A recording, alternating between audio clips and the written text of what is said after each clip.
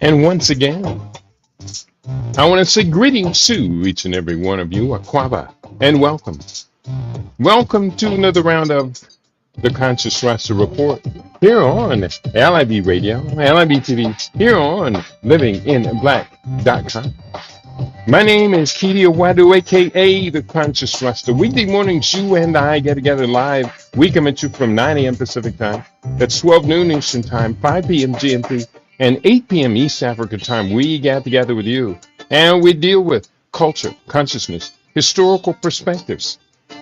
We deal with entertainment, economics, education, health, labor, law, politics, religion, family, conflict, future studies, all areas of human interactivity and development. Today's date is Wednesday, the 20th day of August, 2025 in the Western calendar, the Gregorian calendar. It corresponds to the year 6266, according to the Kemetic calendar, to which we have realigned our cultural clock. Welcome to the seventh millennium. You have found your family in a peaceful place here on LIB Radio, LIB TV, here on livinginblack.com.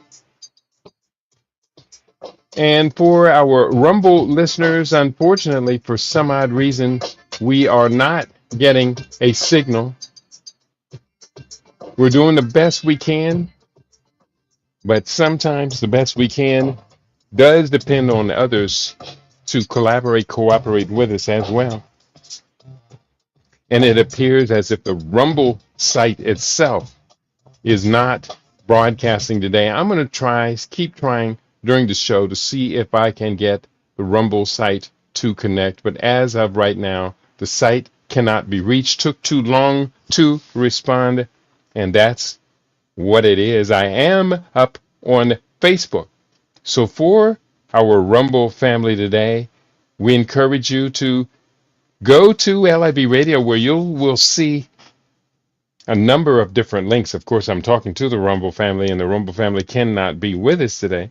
But go there, and you should be able to see a number of different links to be able to join us every day here on LIB Radio, LIB TV, and livingblack.com.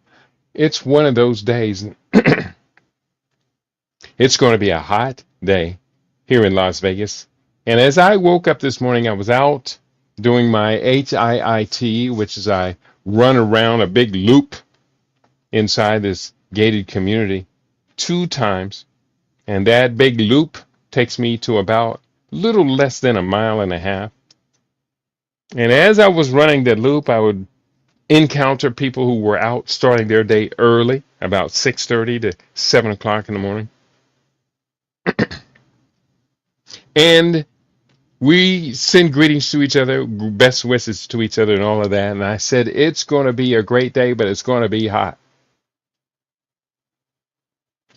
And then I make it back to my home, my studio, and I'm in, and I'm setting up the program. And you know something? I'm just really having a hard time at it today with my motivation. I will admit I'm having a difficult time motivating for today's broadcast. So bear with me. Please do bear with me. If you can say a little prayer, send a little strength, that would be great. Because sometimes you do need wonder. You do need to do better. And so we're going to do the best we can today to move forward. Okay? So what I'm going to do right now is just, we're going to take it easy today. Easy on Keedy Day. Keedy's had a hard week. I've been fundraising for the trip to Africa. That's not going very well. That's not going at all. There's been one donation made, and that was made by me, donating to the trip. The goal is $13,500. And the trip is not just for me to travel and accommodations and things. The trip is for the beginning of the Kuchichagalia village in Ghana. I have people there contributing to it, and they are waiting for me to come. I have people here who are invested in it, and they are waiting for me to go and connect all this up. It is really, really risky. This is the thing, a mission of a lifetime. But I tell you, right now, the momentum of it says don't go. I've been invited and accepted to speak at the Festac African Festival in Accra. And I do want to go, but there's no money for it. So we're going to push through today. Let's talk about your healthy senior years. That's the theme for today's program. Let's talk about your healthy senior years. And just that quickly, the Rumble did just come up. I'll see what I can do to get it to stream over here. I'm going to mute. Oh, I've got to go to my page on Rumble. Daily, go to Rumble. And Rumble was just temporarily down. And we're going to go to my page on Rumble. And we're going to click it up live. We were broadcasting live on Facebook, but now I'm going to switch the U Live over to Rumble. Screen share this. I didn't even have it on YouTube. I didn't even have it on Facebook. Let's talk about your healthy senior years. Now I am up on the Rumble. Bear with me. It's really tough today. Sawubona in Google says, does it matter when you get your 7 to 10 hours of sleep as long as you get it? That's a good question, and that is a wonderful question for today's broadcast, which is about, let's talk about your healthy senior years. So I'm going to answer his question as soon as I get these ads and things out of the way. And Shabaka says, greetings, Baba and LAB family. Got you up on my Rumble via iPad. Cheer up, because being here is the highlight of my day. Thank you, Brother Shabaka, and thank you, Nguvu. Both of you, thank you, thank you. I really appreciate your infusion of your positive energy. First, in Nguvu's question, does it matter when you get your 7 to 10 hours of sleep as long as you get it? 7 to 10 hours of sleep should be gotten in 2 sessions at the most. If you can get 7 hours or more of sleep uninterrupted at night, then that's good. If you have to interrupt it to go once to the bathroom, that's not so bad. If you do not get your 7 hours of sleep at night, then it is good to take a nap in the early afternoon, a siesta. And many countries have incorporated siesta into their culture. Spain, I know in Mexico that did carry forward. And siesta is a good thing. So Nguvu, I think your question kind of answers itself, and it shows also your natural wisdom in this. But yeah, get your 7 to 10 hours of sleep. 10, closer to 9 hours for most people. 10 hours. If you are healing, get it in. You're going to take a nap to make up the extra 2 hours or 3 hours that you would not have gotten over the course of your night. Good question. I have on my table, on my menu over here, 25 questions related to the natural health of a senior citizen or someone approaching your senior citizen. I am in senior citizen status right now. And those of you who saw my Facebook page, you saw that I posted up yesterday, and maybe I have it on my desktop right now. You saw me post up this photograph of my blood pressure. And the blood pressure photograph that I posted up yesterday said the systolic was 107, and the diastolic was, I think, was 70 here. Let me just double check that real quick.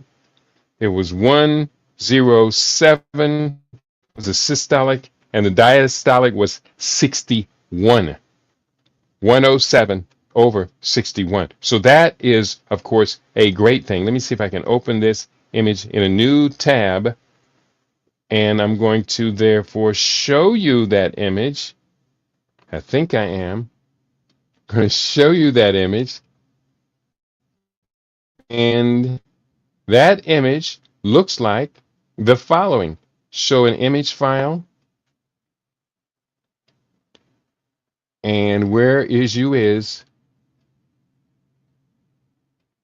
I'm not going to show you an image file, show a desktop file. Stop the screen, present a new screen. Where we at? Present a new screen, share screen, and this is what the image from my electronic monitor for my blood pressure monitor looks like. So that is what my current blood pressure looks like, 107 over 61. Now, this has taken a lot of work. 4 or 5 months ago, my blood pressure was consistently reading significantly over 147 to 155 or so.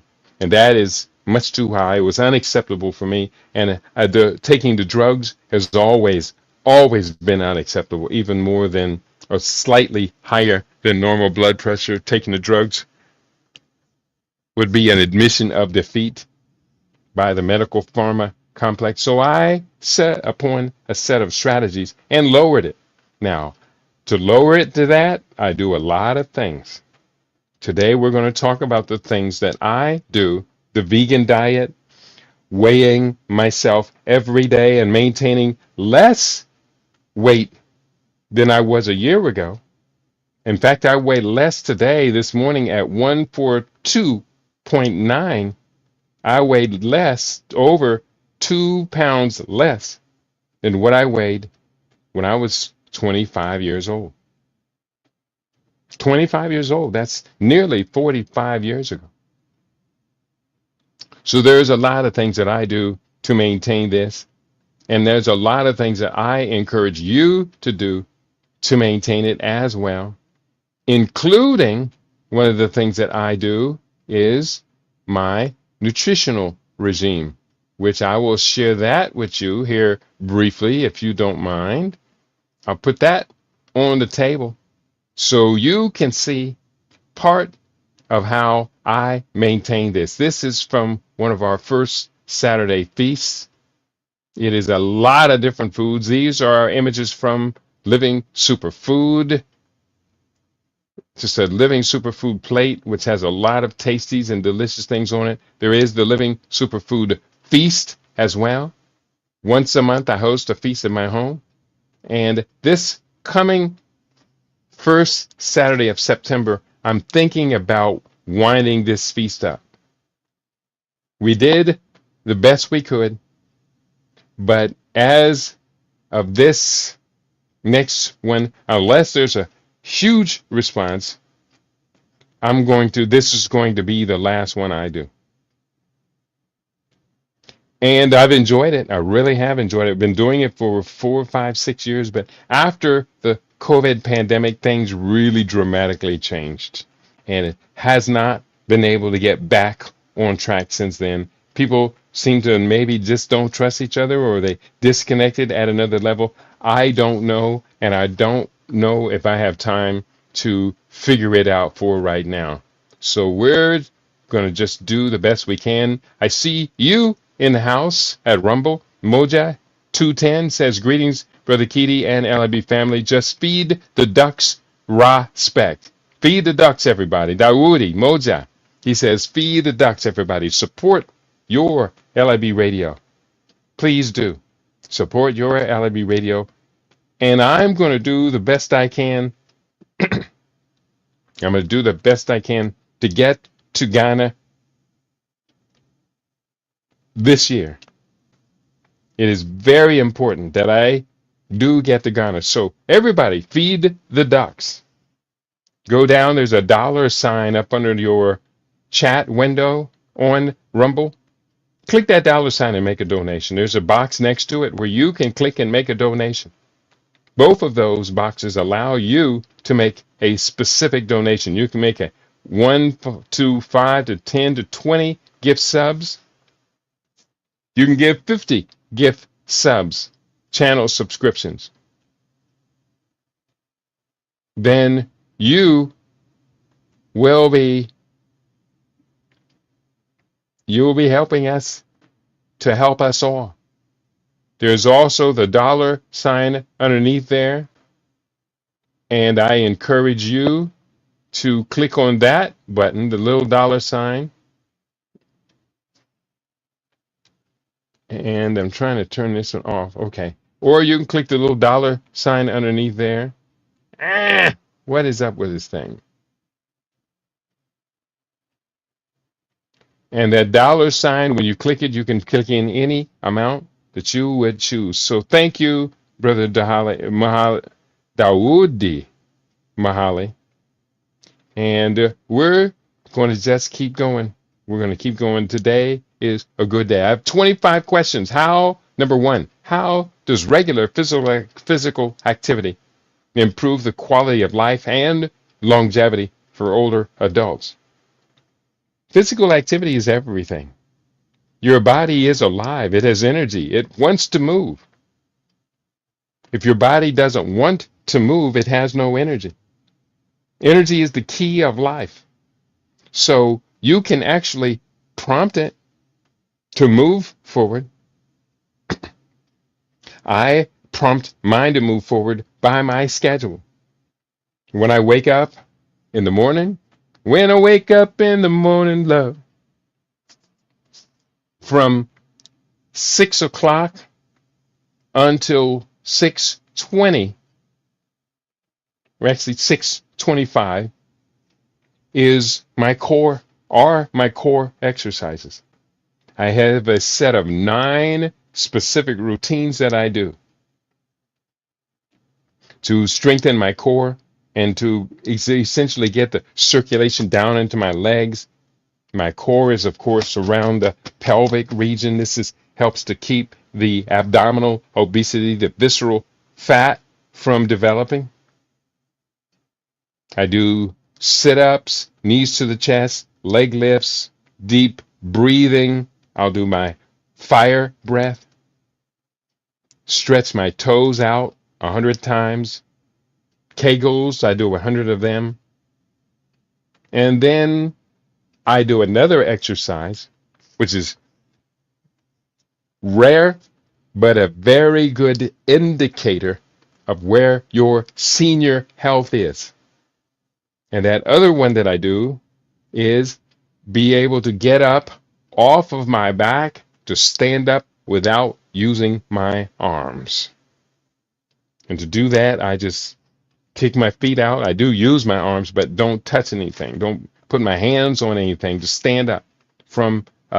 If you're able to stand from a ground position, it's a good indicator you still have at least a decade of good life ahead of you.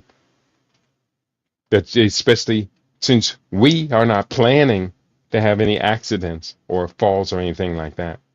And then I go outside and I do my 20 minutes of HIIT. What is HIIT? High Impact Interval Training.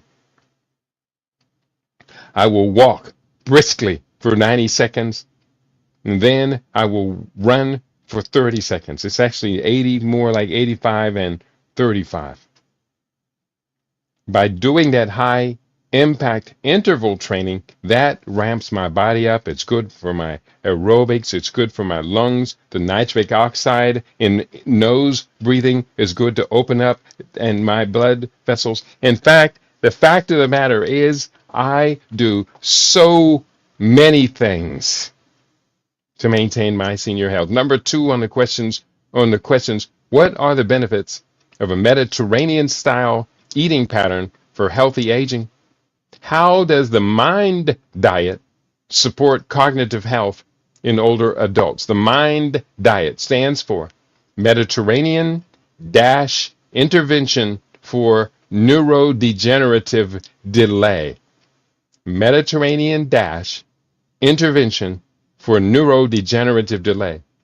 It's a dietary pattern designed to promote brain health, and reduce the risk of Alzheimer's disease and other forms of a cognitive decline.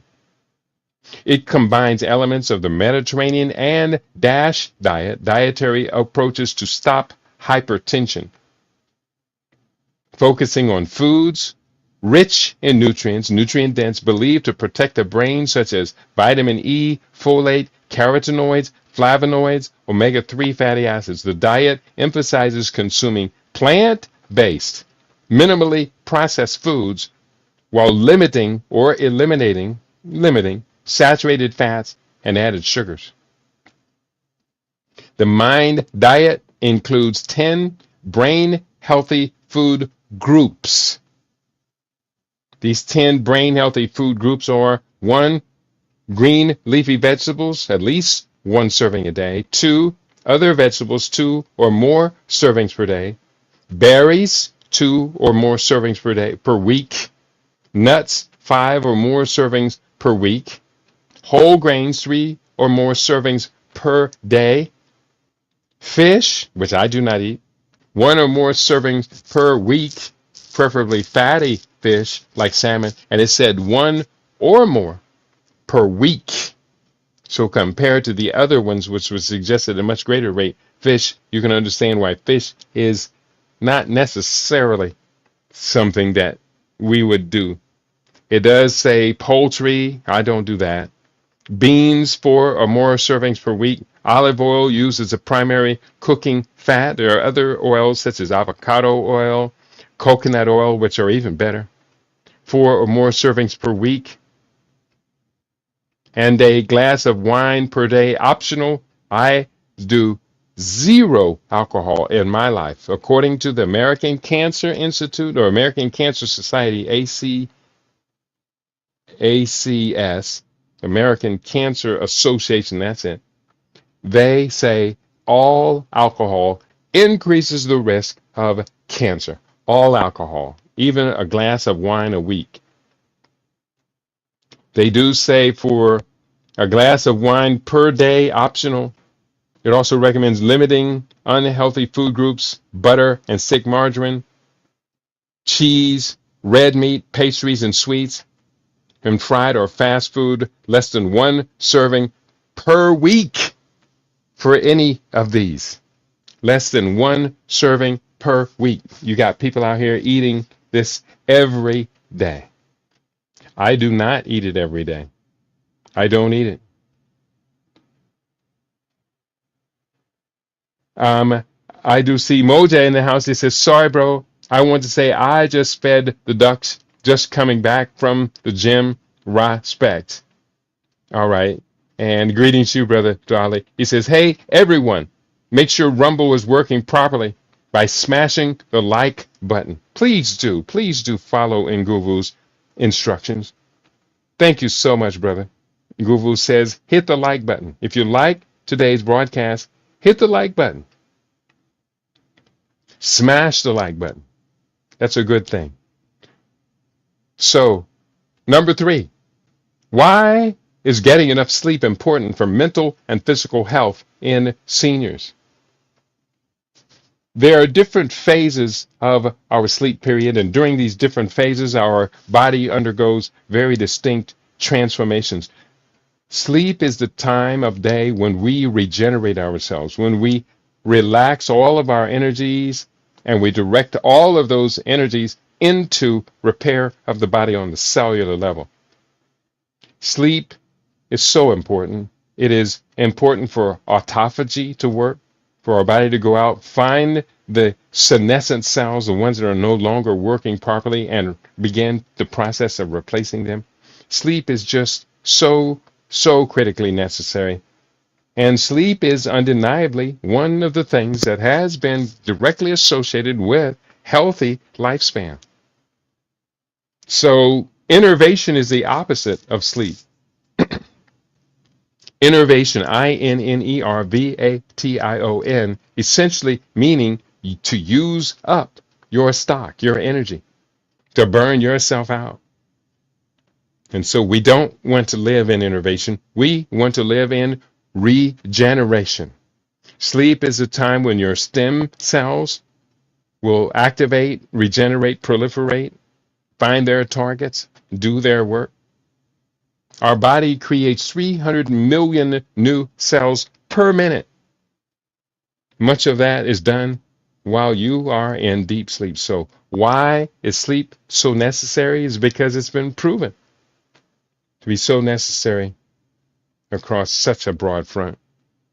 What are the risks associated with being overweight or underweight in old age? That's a good question. The risks of being overweight, which is mostly the condition, include 33, I think, different diseases and disorders. I did put this in the book, Get the Weight Off, 30 Days to a Brand New You. And you literally can take off up to 14% of your body weight in a month. In a month. So are you overweight? Are you suffering from a metabolic disorder? Are you suffering from overweight, obesity, abdominal obesity, or big belly syndrome? Suffering from high triglycerides, cholesterol imbalance? Are you suffering from progressive kidney disease, hypertension, high blood pressure, hyperglycemia? Are you suffering even worse? Are you suffering from cancer, disrupted gut microbiome? Are you suffering from non-alcoholic fatty liver disease? If so, you need to get your sleep. You need to get rid of the weight. You need to do the things that I have been saying you and I can and should do for over 10 years here on this platform. Over 10 years I've been hammering out these lessons on healthy living.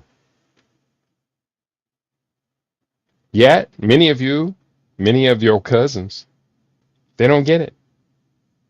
They don't get it. They don't receive it. People will ask me questions, and I welcome the questions, but the questions that you often are asking show that you just don't get it, do you?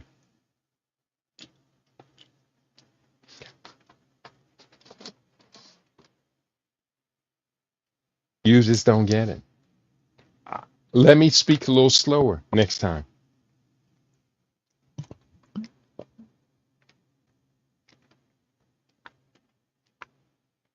And hydration. Drinking your water. I drink a minimum of 6 of these a day. I think too with the summertime now, as hot as it is, I've been drinking about 8 of those a day. That's 16 ounces of hydration. That's a wonderful thing. How can, and being underweight, basically, if you're underweight, skinny fat, as you call it, that means your muscles and your bones are likely not going to stay strong enough to be able to support you. Doesn't necessarily, being underweight, slightly underweight, but still in the green zone is a good thing. I am slightly underweight right now, but I am very firmly right in the middle of the green zone on the for my body mass index, right in the middle of the green zone. So if I gain 4 pounds, I'm slightly over the middle. But right where I am right now, this is easy for me to maintain, and it really feels pretty good. It feels good physically. I may have told you I'm doing my push-ups. And yesterday I did 2 rounds. My first one was 250, my first set of push-ups. That's one set, no pause, 1 through 250. That was yesterday's first set. And my second set was 200. And then I did another set of 100 later in the evening. So that's 550 for me for the day is excellent. If I do 2 sets of 250, that's fine. Usually I will try and do one set of 300 push-ups, 300, no pause, no break. And then I will attempt to do one set of 250 or at least 200 that will take me over 500 for the day. At 500 for the day, I can relax from that point on. I've done all the exercise I need to do. I'm not saying you need to do 250 push-ups. What I am suggesting is that you, at least for all the men out there, at least 40 push-ups with no pause, no break. Because quite simply, you and I may have to respond to an emergency that requires our strength as men. And in an emergency, when another person's life or even your own life is in danger, you don't want to come up short. You want to make sure you say, if 40 push-ups worth of strength is needed to do this, I got this. This is a survival mode. So we're going forward. We're answering 25 questions. Number 5, how can staying mentally active through activities like learning new skills or playing games benefit cognitive function? Well, that's a good question. Being mentally active, meaning puzzles, reading, not watching TV, but reading, doing creative aspects, learning a new language, learning a new musical instrument, all of these things improve your neuroplasticity, your ability of the neurological system, your brain, to rewire itself. Neuroplasticity is a strong indicator of your cognitive health. So you do want to incorporate these things into your life to the best of your abilities. Neuroplasticity. Number 6, how can participating in enjoyable hobbies and social activities contribute to healthier aging? Another excellent question. By having hobbies, by having habits, by having a passion, by having something that drives you, moves you forward, it gives you raison d'etre, reason for being. I have been obsessing of recent years with the idea of the Kuji-Chagalia villages. And it keeps me going, it really does. It also, being social around this topic, is something that I really enjoy. Yet at times like this morning or yesterday, when I'm attempting to raise the funds to actually go ahead and start the creation of the villages, and those funds are just not showing up. The land is there. My brother Moja Tutin, brother Dawoodi, he's offering up land for us to come home to Africa. Now, we're going to have to work out a deal so we compensate the brother for his investment, no doubt. At the same time, we're going to have to get up off of our and make some sort of commitment one way or another. Either we commit to going home to Africa and building a future, or we commit to staying here but building a future. And right now, we're staying here for the most part. We, as people of African ascent living in the United States, are not building a future. In fact, we're dying off. Now, for me, dying off is not a choice, not a voluntary choice. No way. So therefore, I have two options. I go home to Africa, build a future for myself and my legacy. Or I stay here along with the baby boomers and ever so quietly fade away. That's a no-brainer decision to me.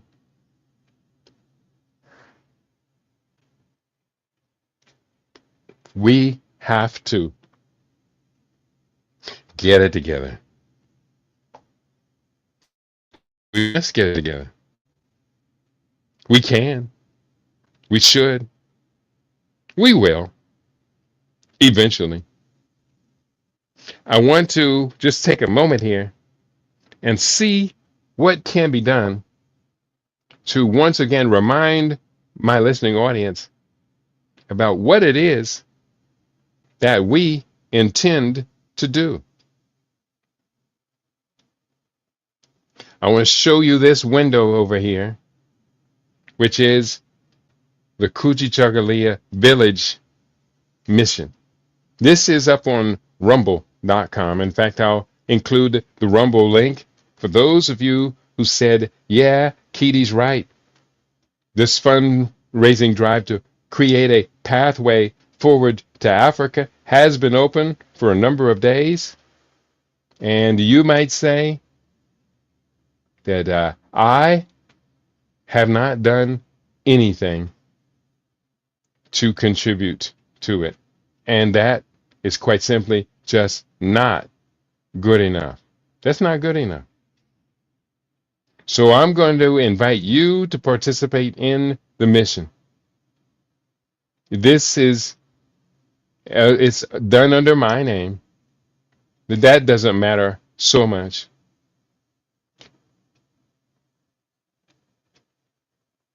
We can do this. I know that we can. You know that we can. So let's do this thing. Let's do this thing. Let's do the best that we can to build a Kujichagulia village in Africa. I'm going to put up the link I put it up on my Facebook page. I'm going to put up the link here in Rumble. Just go take a look at it. Just take a look at it and you tell me if this looks like it makes sense. You tell me whether or not it looks like it does make reasonable sense. And if it does, then let's go for it. Let's build on it. Let's go home to Africa. If it doesn't make any sense, then you'll let me know. You'll say, Keaty, it's too risky. We might get over there and get eaten by lions or trampled by elephants. We might. Who's to say? The lions and or elephants don't want you and I in Africa. Maybe lions and elephants don't like African Americans, or maybe the elephants don't like us, but the lions love African Americans because they're so tender and so juicy. Whatever. Questions for Ask of Healthy Senior Citizens. Why is it important for older adults to play an active role in managing their own health care? That's an easy one. If you don't manage your own health care, if you don't do all of the things that I am doing, and I'm not the most perfect at this, but I'm pretty doggone good. There are others who I know are better. So if you don't do it, your doctor says, don't worry about it. I got them covered. Keaty, leave this patient alone. Leave my patient alone. Don't talk to them. Don't tell them to manage their weight, manage their nutrition. Don't tell them to stop eating meat 2 times a day. Stop eating processed meat. Stop eating all processed foods. Don't tell my patients to stop drinking alcohol. Your doctor says, I got them. I got this. And you know something? Your doctor will have you as long as you continue to cooperate with him. He will have you. Have his way with you. Prescribe you all kind of drugs for simple nutrition-based solutions. I got people that are on cholesterol medicines for weeks, months, years. On hypertension medicines, weeks, months, years. For a solution, a fix, that might take 4 to 5 days. 4 to 5 days. 4 days, 5 days of a strict protocol. You stick to it. Don't deviate. You follow it. And then you contact me and you tell me, how well did this work? How well did this work? Just a few days.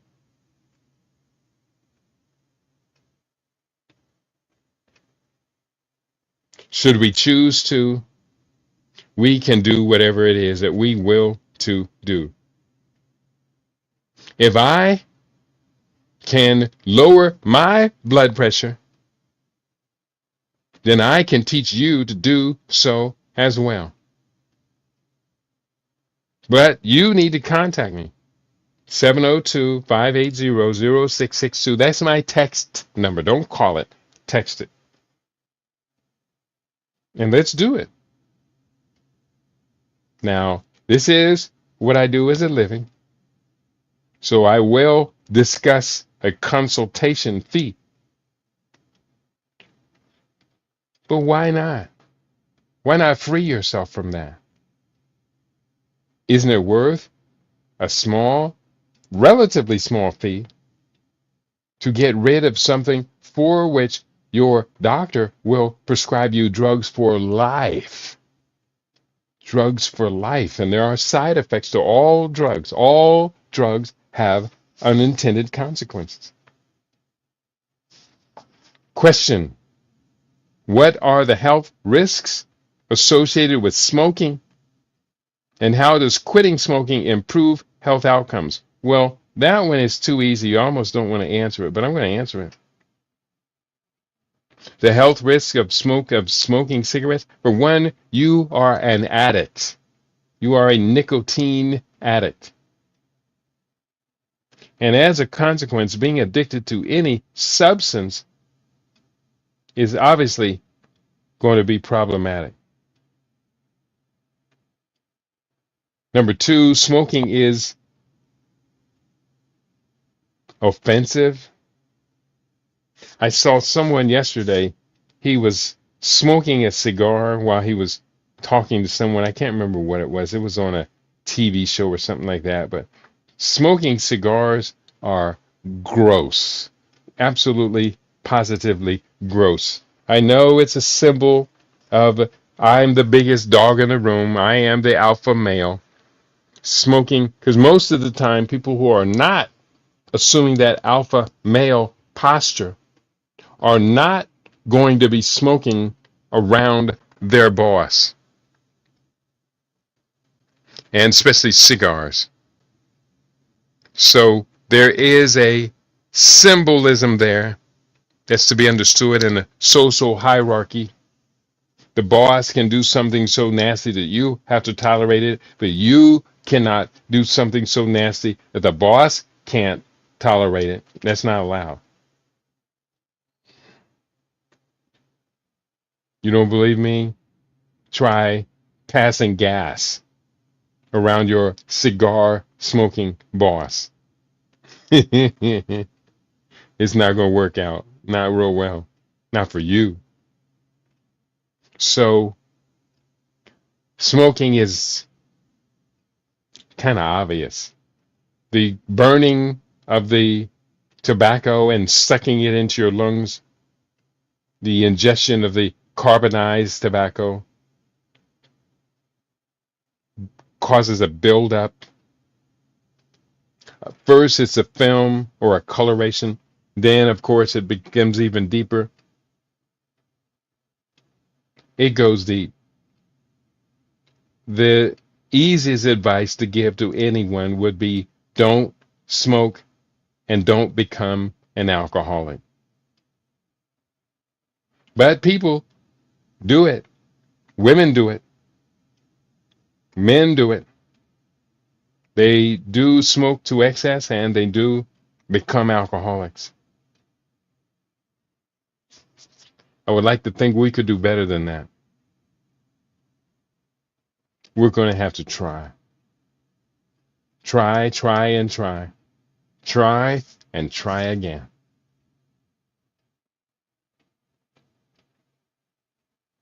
Try and try again. We're up to number 9. How can older adults all reduce the risk of falls at home? That's a very good question because falls at home in older adults quite often begin the end process. Now, number 1, in order not to fall, you will have to start to develop a program to sustain your cognitive function. And that program to sustain your cognitive function must begin 30 to 40 years before you would expect to succumb to it. Meaning that if you are on track to develop Alzheimer's at age 65 or 70, then you need to begin your anti-Alzheimer's protocols 30 years in advance. That means you need to live a life which is anti these dyslipidemia, these tangles, these fibroids in your brain. You need to live a lifestyle well in advance of that. And this is what I encourage. People start thinking about how to prevent Alzheimer's, Parkinson's disease, ALS, Lou Gehrig's disease, autoimmune demyelinating disorders. You got to plan all of this well in advance. Basically, what I'm saying to you, you need to, as early as possible, as young as possible, create a lifestyle for yourself. Design a lifestyle for yourself to stay out of the way of disease, all of them. You need to eat anti-inflammatory foods. You need to stop eating the foods that cause inflammation. You need to stop eating pro-acidic diets and go to an alkaline diet. You need to stop taking drugs and start taking nutritional supplements to prevent disorder disease. You need to study. This is why you've heard me go through and focus on virtually every disease known to humans that can affect our health, our long-term health. We have done it here on LIB Radio. We've done vascular programs, our circulatory system, heart, cardiovascular. We've done liver programs, pancreas, brain programs, neurological system. We've done the microbiome. We've studied all 18 systems of the body. And I did one book, Living Superfood Life, which goes over all 18 of the body's functional systems. Why does everyone not have a copy of that book, Living Superfood Life to the Max? If you're looking for a biography of how I do my health, if you're looking for a book of how I manage my health, there are 2 books out there. One called Living Superfood Life to the Max, and the other one is called Furiously Vegan. Now that's not going to have the recipes. There are 4 books of the recipes, but at least that will tell you what I do and how you can do what I'm doing. Let's go forward. Questions. Question number 10. What are the key components of a healthy eating plan for senior citizens? That's a good question. A healthy eating plan for senior citizens.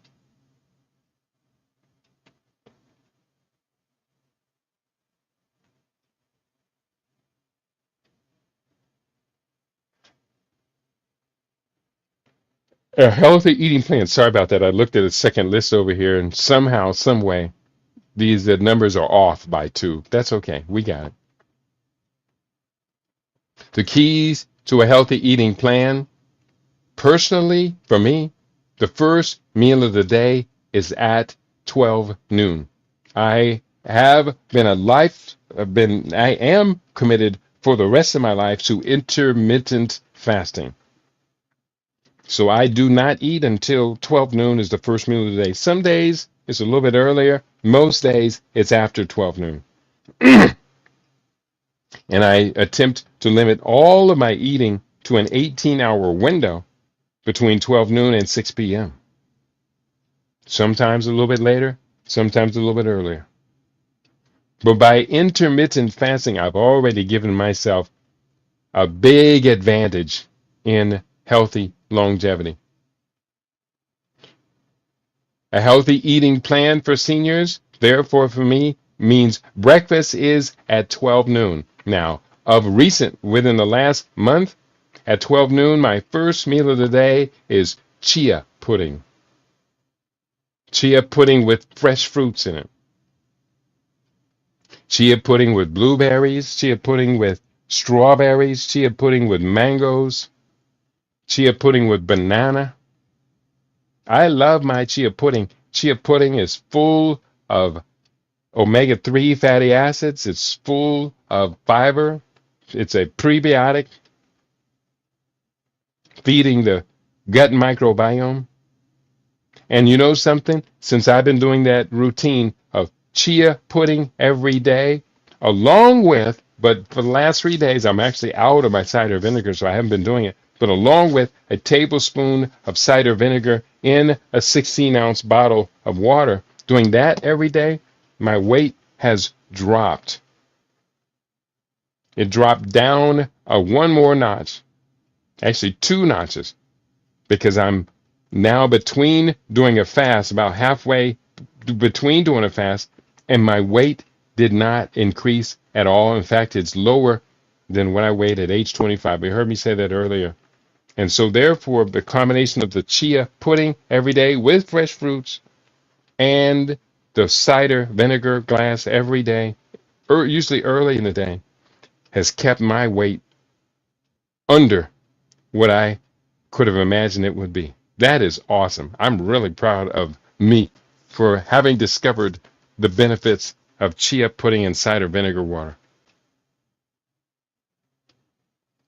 So what about a healthy daily program? Yeah. How does regular physical activity help maintain muscle mass and prevent age-related decline in muscle function? It's kind of self-explanatory. Regular physical activity, as opposed to intensive exercise, regular physical activity does me wonderful. And just being physically active, just cooking, when I'm getting ready to do the feast for the Saturday, being up in the kitchen and active over the kitchen, in 3 days, I will lose a pound a day. Just being physically active. Sitting for too long, he says as he stands up and stretches himself.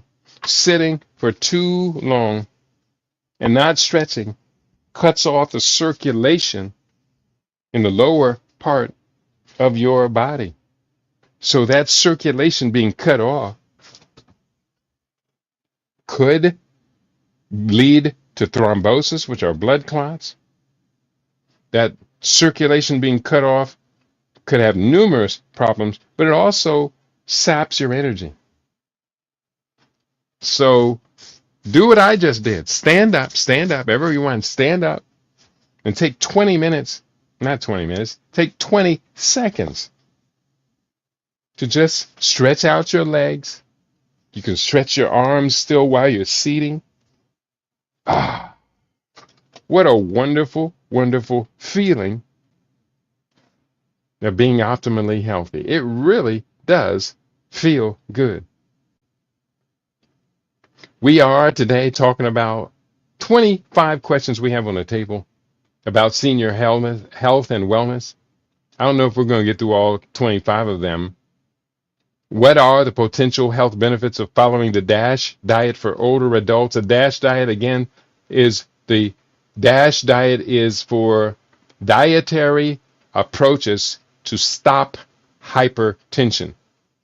So therefore, what is the benefit of the dietary approaches to stop hypertension? Well, one, we're going to stop hypertension.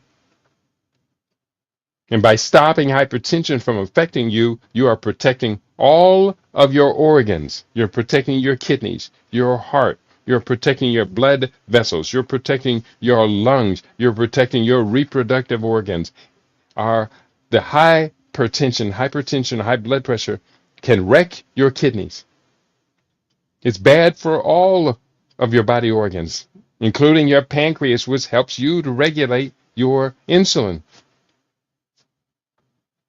So following the DASH diet, dietary approaches to stop hypertension, obviously, is the right thing to do.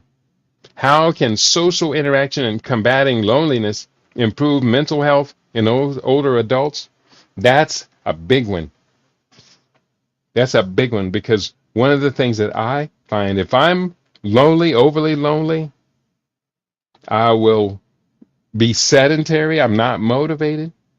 I don't want to get in the kitchen and cook healthy food. But I tell you, if I know I have people coming over to the house, I'm highly motivated to get into my kitchen and prepare the healthiest food. I'm highly motivated. So don't do it for yourself. Do it for the collective. Do it for your friends. Do it for your family. But do it nonetheless. Get yourself physically active, socially active, and build from there. Combating loneliness is so important to improve your mental health condition. And we have to understand, if we are depressed or anxious, there's a good likelihood your friend, your doctor, will want to give you drugs. And when we talk about the side effects of the various drugs that people have been using, there may be no class of drugs more dangerous than psychotropic drugs. It's not necessary either. If you study the research of Dr. Linus Pauling won his Nobel Prizes, 2 of them in his lifetime, one for chemistry this chemistry had to do with vitamin C, and the other one had to do with B vitamins and mental health. You understand then, B vitamins, taking B vitamin supplements, can it go a long way towards me maintaining my mental health? If it can, I'm definitely going to be taking my B vitamins. Dr. Linus Pauling. Study his work. Read a book. Read his books. 13. That was 13. Number 14. What are the warning signs of depression in seniors, and how can it be treated or avoided? The warning signs of depression, maybe I don't know. Maybe that's a next program I need to be doing here. On the next program, I'm going to type in warning signs, share the warning signs of mental illness. And that's not bad. Let me say that. That's going to be what we're going to be talking about as soon as we can. And let's go forward.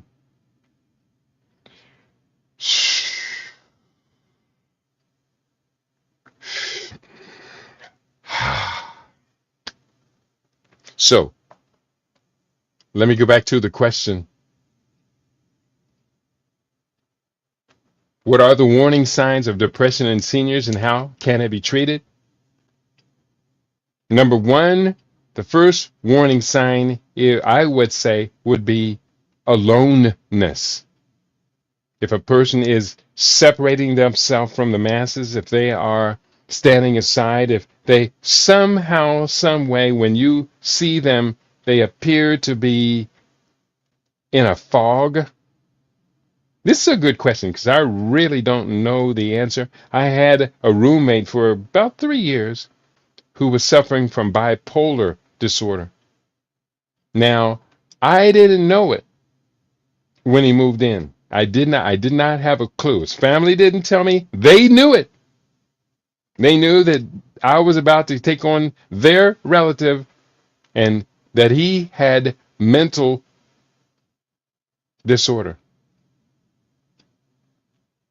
And I finally discovered it when I saw some really bizarre behavior. I'm not going to go through that, but really bizarre behavior, and realized, yeah, he's got mental illness. And then it was confirmed by the others in his family who knew him.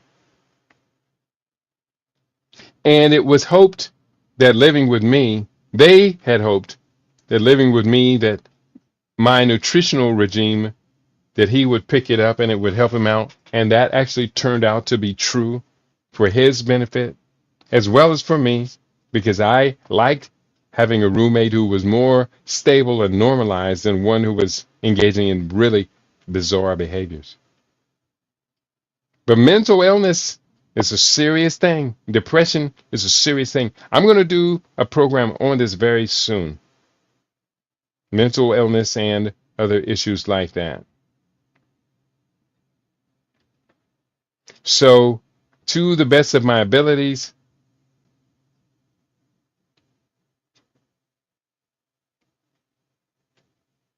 we're going to come up with something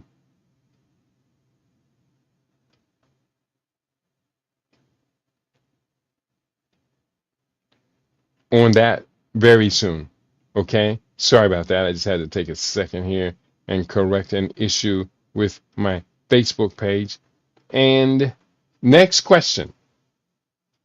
How do chronic physical health conditions like heart disease or diabetes impact mental health in older adults?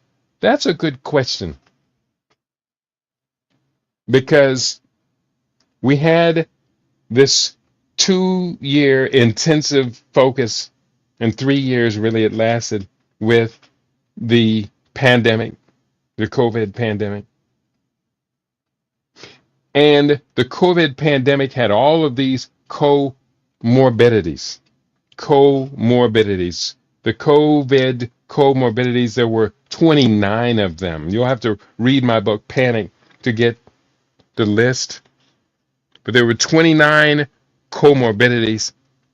And many of these comorbidities were these common diseases like cardiovascular disease, diabetes, overweight, obesity, all of the all of the common chronic diseases were considered COVID comorbidities. That's not me making that up. That's the literature. All of the common chronic diseases. So chronic obstructive pulmonary disease was also associated with as a comorbidity. There was gastrointestinal diseases, inflammatory diseases. All of these diseases were associated with COVID-19 comorbidities. So a person dying of COVID probably died of one or more or multiple of these comorbidities. So when we're talking about how are those associated with mental health, look at the state of mental health in this country during that 2 to 3 year period of the pandemic. It went really bad. Mental health.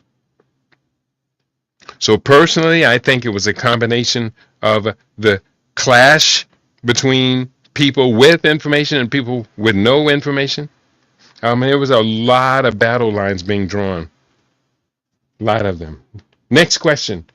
How do chronic physical conditions, I did this 16. What role do social determinants of health play in being and well-being of older adults? Social determinants. So we kind of answered this one. It's kind of like repeating the old questions, the same questions twice. But the social determinants are how well are you integrated into a strong social support network? Do you have friends that you can talk about what's going on with your mental state, your well-being? Do you have people that you can dine with at your home or at their home and have healthy food that you can eat together? Now, all of that is very, very important. I do highly encourage each and every one of us. That's one of the 7 principles of optimal health in my originally put in my book, Living Superfood Research. Now, I have included the 7 principles of optimal health in virtually every book I've written since then. That's how important the 7 principles are. And those 7 principles of optimal health are: number 1, the breath. I just learned something yesterday about how I can always control my blood pressure and maintain it within a constant. And the first stage of it is in the breathing exercises. There are multiple breathing exercises you can use. There's box breathing. There's holding your breath breathing. There's all kind of slow, rhythmic breathing. But the breath is so important. There is your hydration, the 7 principles of optimal health. Number 2, hydration. Number 3, nutrition. And to get your nutrition right, you got to get all 8 of the critical classes of nutrients in your body every day. All 8 of them every day. What are those 8? You don't know? Read the book. 7 principles of optimal health is breath, hydration, nutrition, sleep, exercise, detoxification, and the mind, body, spirit matrix, meaning mind, body, and spirit are all aligned, and that does include having a strong social support network. That's number 7 of the 7 principles of optimal health. I highly recommend you learn it all and you apply it, and then you let me know whether this works for you. Let me go to the talking board. I can see Shabaka is in the house. 3 years ago, before my stroke, I was at 120, and boy, don't miss it. I'm working hard to get back at it, thanks to your motivation. And wow. So 120, I don't understand. What was the 120? You have to let me know. You were at 120. I was at 120. Let me just put that in quotes and ask the question, what are you talking about? Copy, quotation marks, and question mark.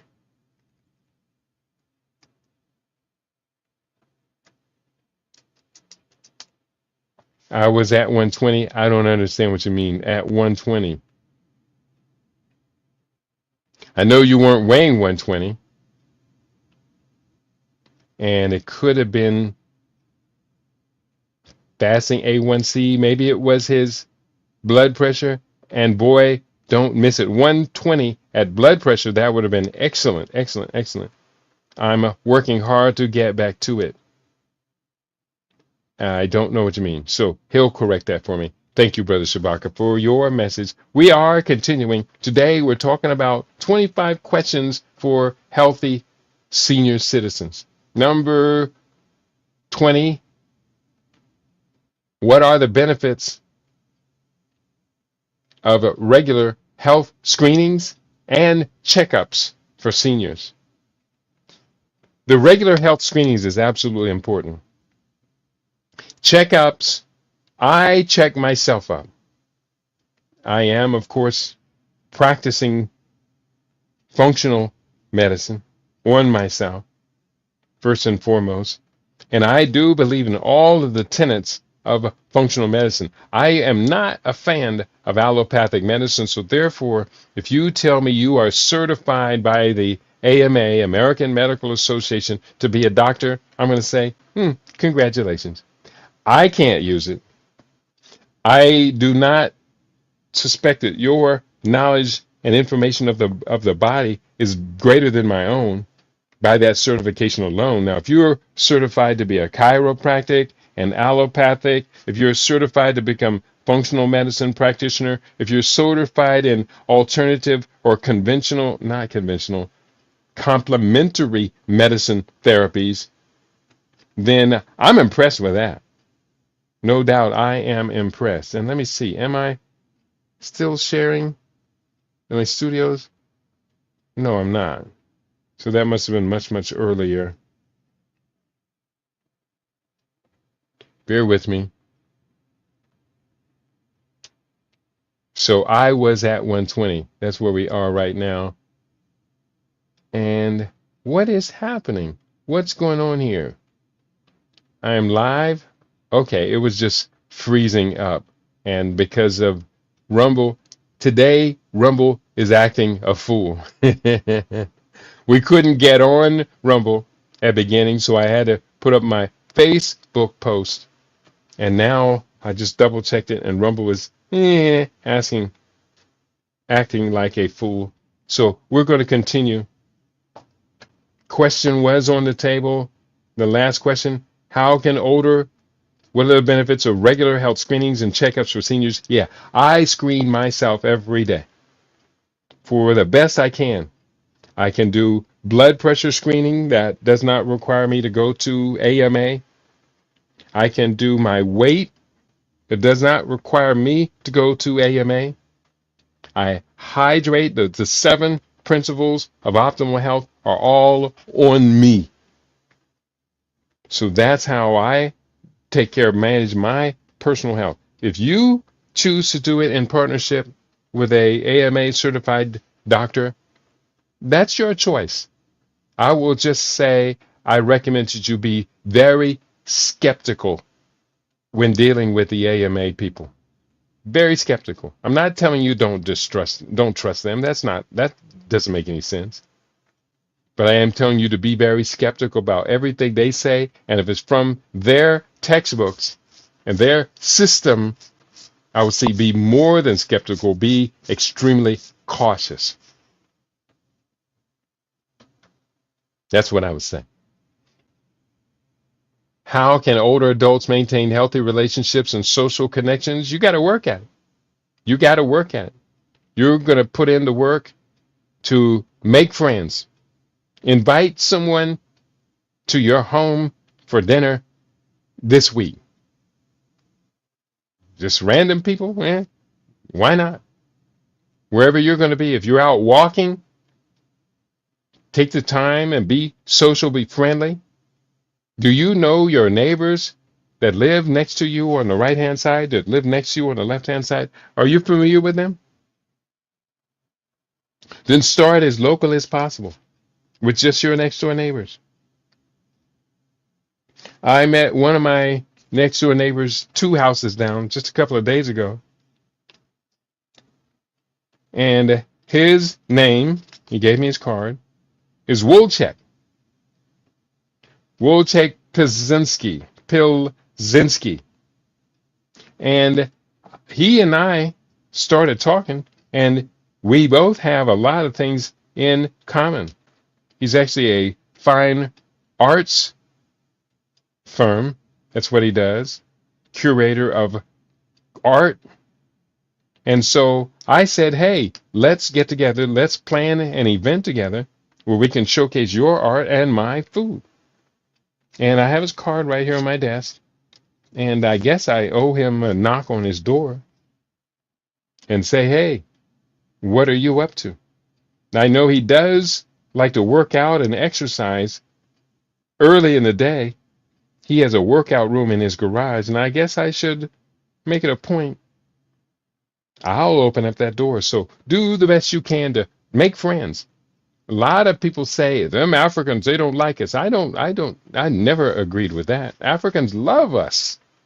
They love us so much they want to do everything we do. But if we do not reach out to them, be nice to them, talk to them, then they're going to be snobbish to us. Why? Because they're imitating our behavior. So work it out. Work it out. What are the benefits of regular screenings and health checkups? I answered that. What can older adults do to manage their medications properly to avoid complications? For me, I avoid the medications. I don't take them. I do understand, I study them. When one of my clients tells me I'm on 11 different, 12 different, 14, 17 different medications, I say, give me a list of all of them so I can tell you what's going on with your body. But in getting that list and studying those medications, I understand what naturally the physician is attempting to correct in your body. And therefore, I will use AI search engine, if nothing else, to find me an alternative. If this medication is a non-inflammatory or non-inflammatory NSAID, non-steroidal anti-inflammatory drugs, then I will go through and figure out what all of that means and then come up with another solution. So that's good. We encourage such activity. What are the signs and symptoms of dementia that should prompt a medical evaluation?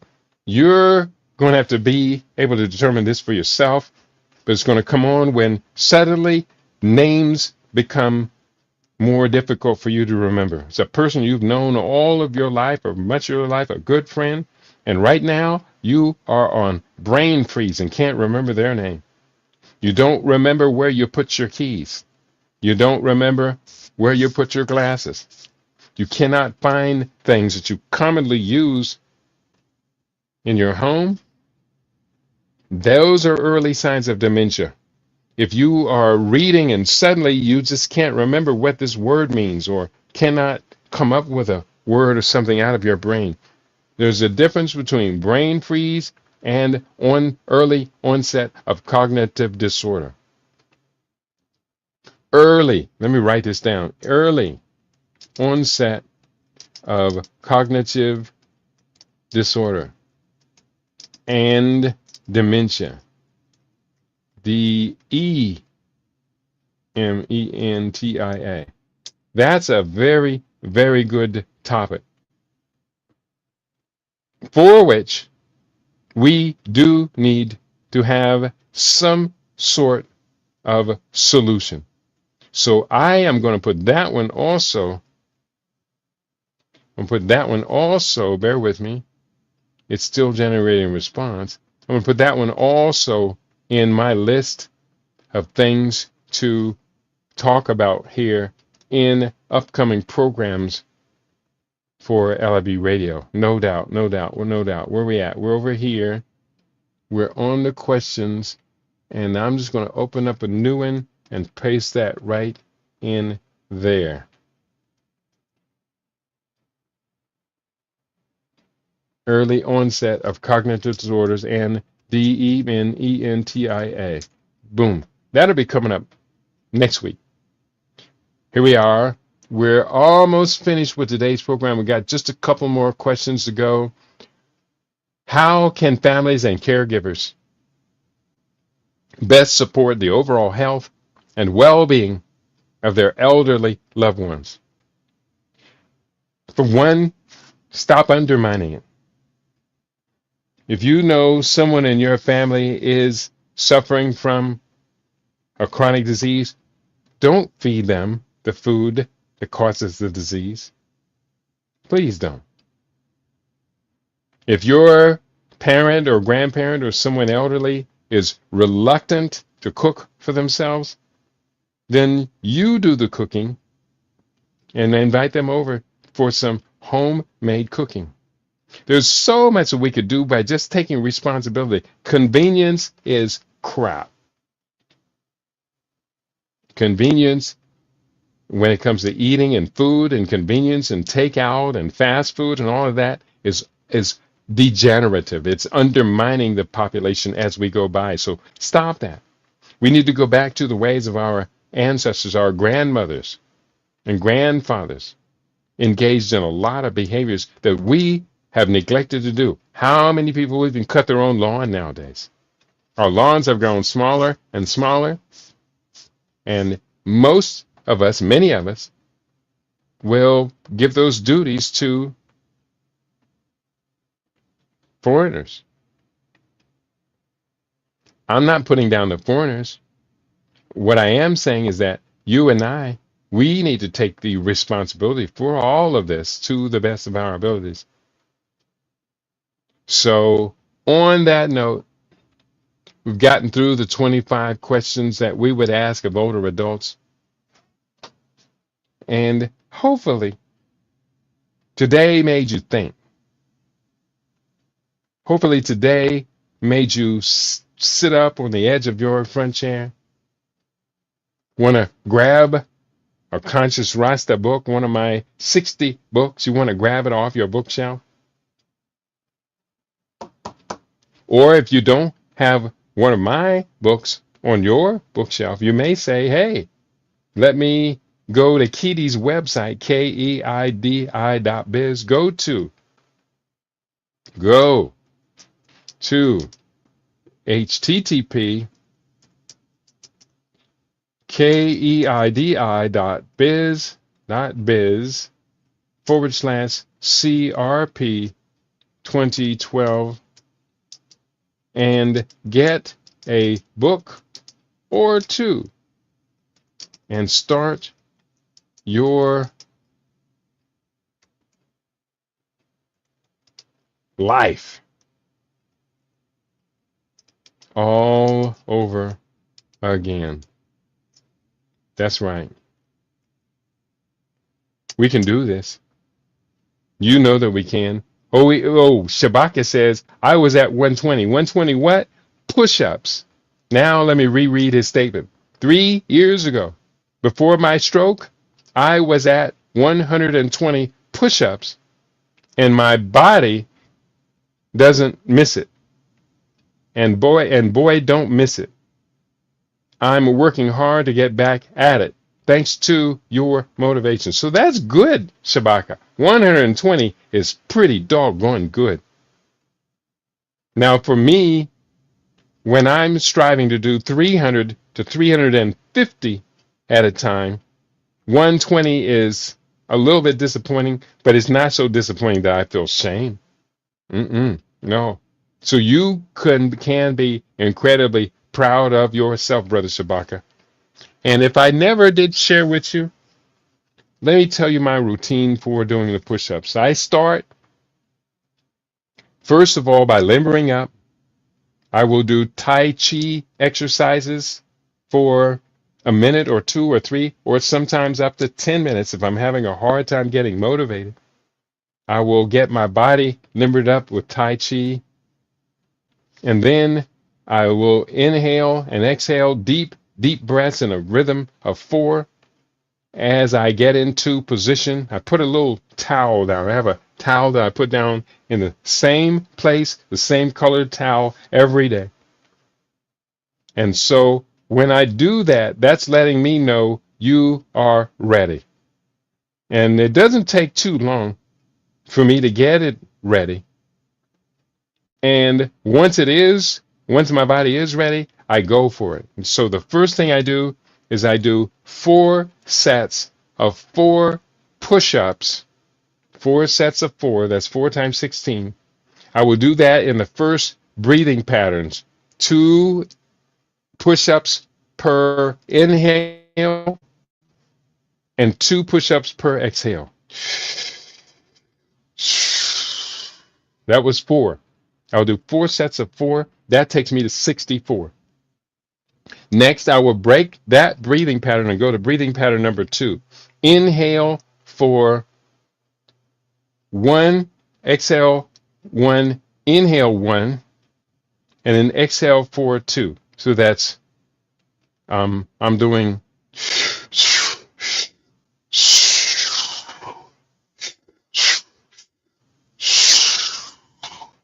I will do 2 sets of 4.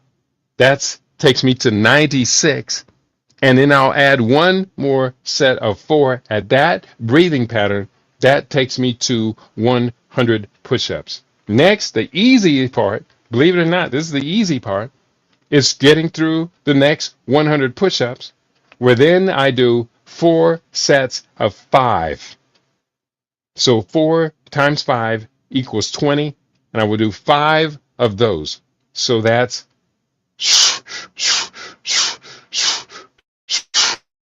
one set of 5. I'll do 4 sets of 5 is 20.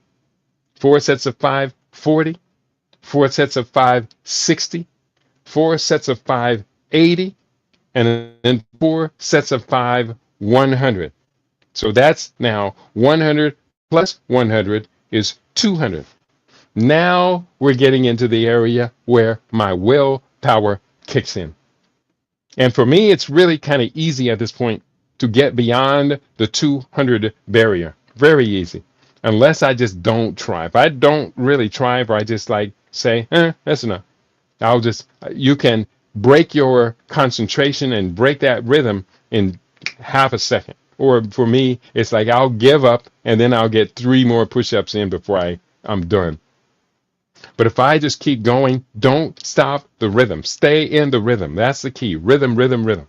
Stay in the key. That takes me to 220, 240, 260. Now, I realize at 260, just stay in rhythm for a little bit longer. You're at 300. But quite often, I will say to myself, I'll get to around 240 or 250, and I'll say, okay, I'm about done. And don't even say that. Don't even go there. Just keep on pushing. Keep on pushing. Your body will actually, my body, I should say, can actually take me to 325 and beyond. All I have to do is just stay in the rhythm. Don't break the rhythm.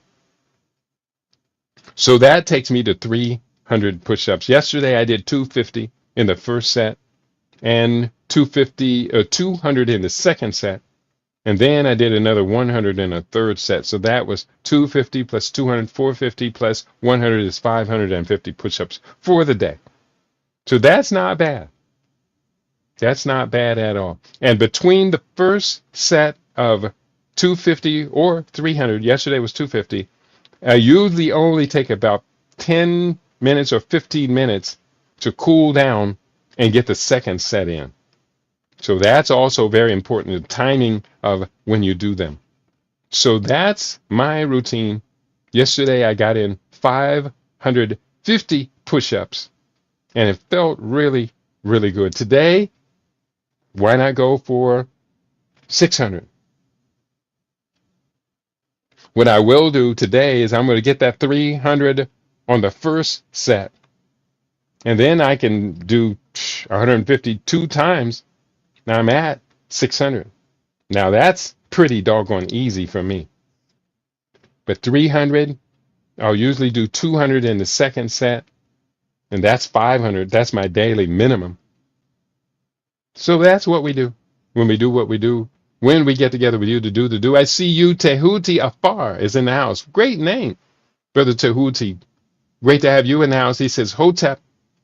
And he came in at 10:20, just about 20 minutes ago, 25 minutes ago, 15 minutes ago. Gradings. Today's program was all about let's talk about your healthy senior years. And Brother Shabaka contributed.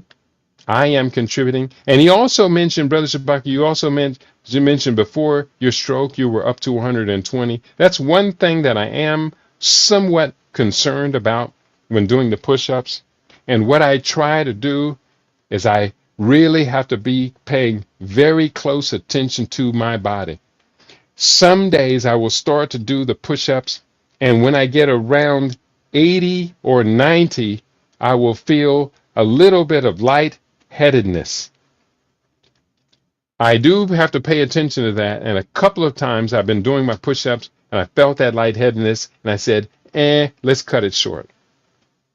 But most of the time, it's not a problem. I attribute that lightheadedness, at the time I attributed that lightheadedness to the fact that my tension or my hypertension was pushing so hard that it was causing my body to need more oxygen in the brain, especially, than what I was able to supply. So that's why I didn't push through it. But you and I, we have to pay close attention.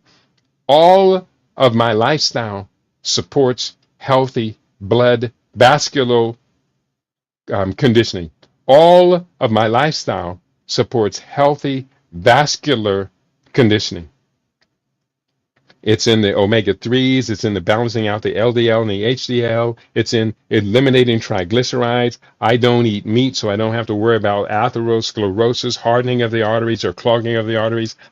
Everything I do supports the healthiest vascular system possible, including the glomerular vascular system supporting my kidneys. I'm terrified that I will be susceptible to kidney disease, so I avoid being susceptible. And that's what I do to support my healthiest senior years. And it feels good. It feels really, really good. So let's talk about your healthy senior years. What's today's conversation here on your favorite? We aim to be your favorite. We are LIB Radio. We're LIB TV. We are livinginblack.com. If you found something useful in today's conversation, can we ask that you would help support us? You know, you've heard that we here at LIB Radio is in trouble. It's no longer sustainable. At the same time, had I to do it all over again, I would have gone back 10 years, and be honest with you, I would have gotten out of America. Now we're planning on getting out, and I hope it's not too late. We're planning on getting out of America permanently, and I hope it's not too late. We're going to do the best we can, but we hope it's not too late. I wish I had been with you, Brother Dawoodi. I wish you and I had been talking on a daily basis 17 years ago when you decided you had to leave America. I thank you, dear brother, for inspiring me to do the right thing now. You're never too old to do the right thing. And get out while we are still physically intact. You've been tuned into your favorite. We aim to be your favorite. We are LIB Radio, LIB TV. We are livinginblack.com. For those of us who have a vision, for those of us who have the ability to look over the horizon, have developed our prefrontal cortex to be able to answer long-term questions based upon the best information we have, we know what we need to do. We know what we need to do. So I want you, the listening audience, to come to me and ask me the questions. I'll give you my text number. I want you to text me before you call. 702 580 0662. Text me and let me help you to answer your questions. Text me at 702 580 0662 and we can get to your solution.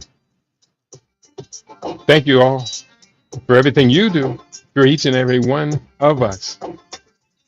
Peace and prosperity to you. And thank you, Brother Tahuti Afar, for joining us. You can always go back and listen to the broadcast from the beginning because there is a lot of very valuable information that we came together to share today on LIB Radio, LIB TV, and on livinginblack.com. Peace and prosperity.